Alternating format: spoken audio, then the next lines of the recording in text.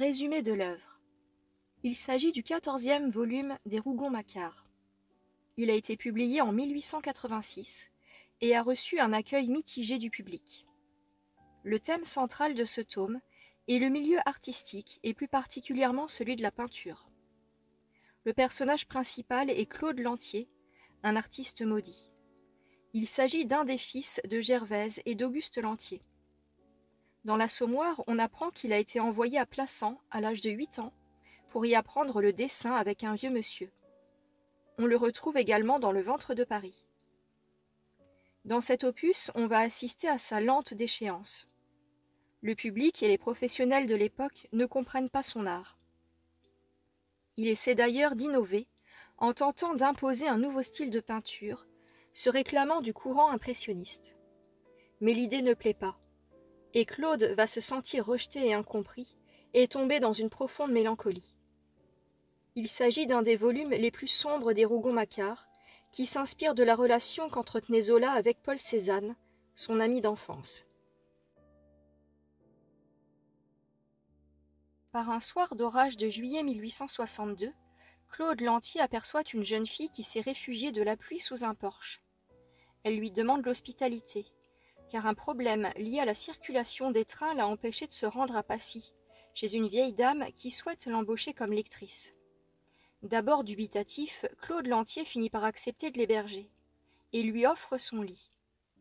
Le lendemain matin, il la découvre encore endormie et est séduit par sa fraîcheur. Il décide de la peindre pour immortaliser cet instant.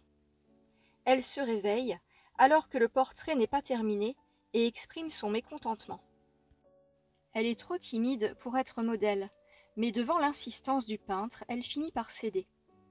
Une discussion s'amorce entre eux, mais tout en retenue. On apprend que la jeune femme s'appelle Christine.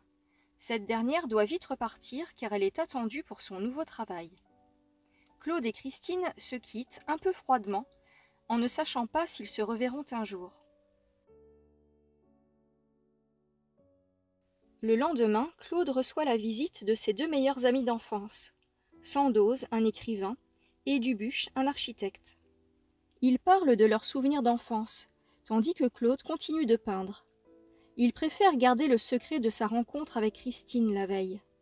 Sandoz et Dubuche ont envie d'aller dîner, mais Claude est tellement absorbé par sa peinture qu'il n'entend pas leur requête. Tout à coup, le père Malgras, un marchand de tableaux, fait son entrée dans l'atelier.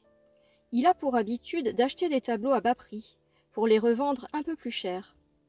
Il achète donc une petite toile au peintre. Après cette transaction, les trois amis quittent l'atelier pour aller dîner. Mais le cœur n'y est pas pour Lantier, qui est mécontent de son travail. Il a gratté une partie de son tableau qu'il trouvait raté. Claude est en proie au doute. Il remet en question tout son talent d'artiste. Pour se changer les idées, il décide de rejoindre des amis. Il se promène dans Paris et les discussions tournent autour de deux thèmes principaux, la peinture et les femmes. La soirée se termine chez Sandoz, qui leur a mijoté un bon gigot. Lantier rentre chez lui, ragaillardi, et persuadé qu'il va réussir à peindre un chef-d'œuvre. Claude reçoit la visite inespérée de Christine. Cette dernière est tourmentée par une toile exposée dans l'atelier du peintre, car elle pense y être représentée et le résultat ne lui plaît pas du tout. À partir de ce jour, les visites de Christine se font de plus en plus régulières. C'est l'occasion pour Claude d'en apprendre davantage sur elle, son enfance, son métier de lectrice chez la vieille dame. Il se lie d'amitié. Tout en discutant, Claude peint. Il a l'obsession de la toile parfaite, qu'il ne parvient pas à rendre. Il a d'ailleurs fait appel à plusieurs modèles pour réaliser son tableau intitulé Plein air, en vain. Il tente une dernière fois de convaincre Christine de poser nue pour lui, et elle accepte à sa plus grande surprise. Pris d'un nouvel essor, il achève sa toile et embrasse Christine pour la première fois. Le grand jour est enfin arrivé. Les artistes doivent présenter leurs œuvres dans deux salons, l'officiel et le salon des refusés, que l'empereur a ordonné de faire tenir à côté du salon officiel, au palais de l'Industrie. Claude y expose Plein air, son dernier tableau, Mais le public lui réserve un accueil glacial. Claude est dépité. Il rejoint Christine, qui ne comprend pas le rejet dont fait preuve ce tableau, d'autant plus qu'elle y est représentée. Elle s'inquiète de l'avenir du peintre. La journée se termine sur une note positive, puisque Christine lui ouvre son cœur et lui avoue ses sentiments. Pour sceller leur amour, Claude et Christine achètent une maison à Bennecourt, un petit village du bord de Seine. Christine apprend qu'elle est enceinte et donne naissance à un petit garçon prénommé Jacques, quelques mois plus tard. Claude se remet doucement à la peinture après un passage à vide. Il revoit ses amis de toujours, Dubuche et Sandoz. Le premier est devenu architecte et est fiancé à un bon parti, tandis que le deuxième est devenu journaliste et est sur le point de se marier. Il encourage d'ailleurs Claude à faire de même. Christine, voyant Claude heureux de la visite de ses amis et d'avoir évoqué avec eux d'anciens souvenirs, le pousse à retourner à Paris pour travailler. Sur les conseils de Christine, Claude a rejoint la capitale, où il est invité chez Sandoz et sa femme Henriette à dîner. Ce dernier a percé dans le monde de la peinture. En effet, ses toiles, beaucoup plus conventionnelles que celles de Claude, remportent l'adhésion du public. Il encourage son ami à persister dans son originalité et à devenir le chef de file du mouvement plein air, du nom de son dernier tableau.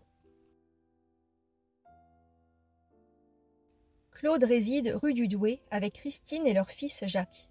Mais ces toiles ne plaisent toujours pas. Elles ont été renvoyées du salon à 3 reprises. Christine le soutient jusqu'à en délaisser leur fils. Faute de moyens, Christine est contrainte de vendre une de ses robes au mont-de-piété. Ému par ce geste, Claude décide de l'épouser. Mais le mariage est entaché par un événement. En allant chercher son témoin, son ami Mahoudeau, une statue se casse, car le sculpteur n'avait pas les moyens de l'armer de fer pour la soutenir. Cette catastrophe est sur toutes les lèvres, et Christine ne peut savourer son mariage. Elle est meurtrie. La noce ne devient plus qu'une formalité. Claude a trouvé un nouvel atelier dans lequel il s'investit corps et âme. Il ne vit que pour son tableau, une toile gigantesque de 8 mètres par 5. Mais l'inspiration a disparu et Claude se coupe peu à peu du monde et devient même désagréable avec sa femme. Cette dernière accepte quand même de poser nue pour lui afin d'éviter de payer un modèle. L'argent vient cruellement à manquer et le petit Jacques tombe gravement malade. Il meurt rapidement. Claude reste de marbre et ne montre aucune émotion. Il se met aussitôt à le peindre et souhaite présenter sa toile au salon. Le tableau L'Enfant mort reçoit un accueil glacial. On traite Claude de fou et d'entêté, car il persiste depuis 15 ans à présenter des œuvres qui sont à chaque fois refusées. Mais son tableau est repêché in extremis à la révision générale.